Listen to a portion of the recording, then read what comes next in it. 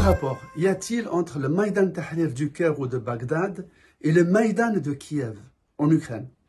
Un nom, Maïdan, le même qui désigne tant en Ukraine qu'en Égypte ou en Irak, une vaste place publique, un lieu de ralliement lors des bons et des mauvais jours d'un peuple.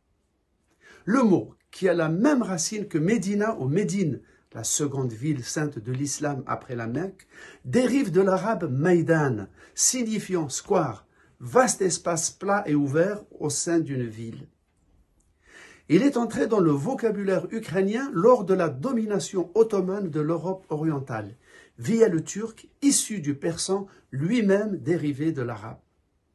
Par ailleurs, Maïdan désigne pêle-mêle dans divers idiomes slaves, taverne, salle de jeu, clairière dans la forêt et même médaille.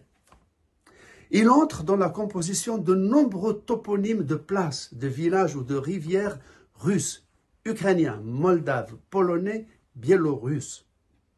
Maïdan, c'est donc l'agora, la grande place, à l'instar de celle qui occupe le cœur historique de Kiev. Le nom de cet endroit, désormais mondialement connu, a souvent changé au gré des pouvoirs successifs. Mais le mot Maïdan, lui, a survécu à tous les soubresauts de l'histoire tourmentée de ce pays.